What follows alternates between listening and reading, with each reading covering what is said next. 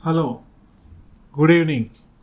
Welcome to ARS news channel. Virat Kohli Rohit బాటలోనే టెస్టులకు goodbye. Captain Rohit Sharma బాటలోనే టెస్టు క్రికెట్ నుంచి రిటైరవుతున్నట్లు ప్రకటించాడు స్టార్ క్రికెటర్ కోహ్లీ. ఇంగ్లాండ్ పర్యటనకు తనను ఎంపిక చేయొద్దని బీసీసీకి సమాచారమిచ్చిన కోహ్లీ తాజాగా తన రిటైర్మెంట్ను అధికారికంగా ప్రకటించాడు.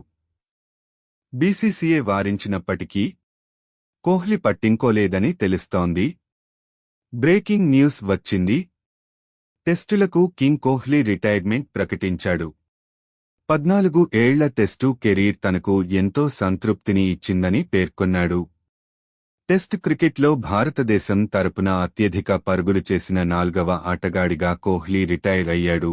సచిన్ టెండూల్కర్, రాహుల్ ద్రవిడ్, సునీల్ గవాస్కర్ తర్వాత అత్యధిక పరుగులు చేసింది కోహ్లీనే. 2011లో భారతదేశం వన్డే ప్రపంచ కప్ గెలిచిన జట్టులో భాగమైన 2 నెలల తర్వాత అతను జమైకాలో వెస్టిండీస్తో జరిగిన మ్యాచ్లో తన టెస్ట్ అరంగేట్రం చేశాడు. 2025 జనవరిలో సిడ్నీ క్రికెట్ గ్రౌండ్లో ఆస్ట్రేలియాతో జరిగిన నూతన సంవత్సర టెస్ట్ సందర్భంగా అతను ఈ ఫార్మాట్లో చివరిసారిగా కనిపించాడు. 123 టెస్టుల్లో కోహ్లీ 46.85 సగటుతో 9,230 పరుగులు సాధించాడు. వాటిలో 30 సెంచరీలు, 31 హాఫ్ సెంచరీలు ఉన్నాయి. అతని అత్యధిక స్కోరు 254 నాటౌట్.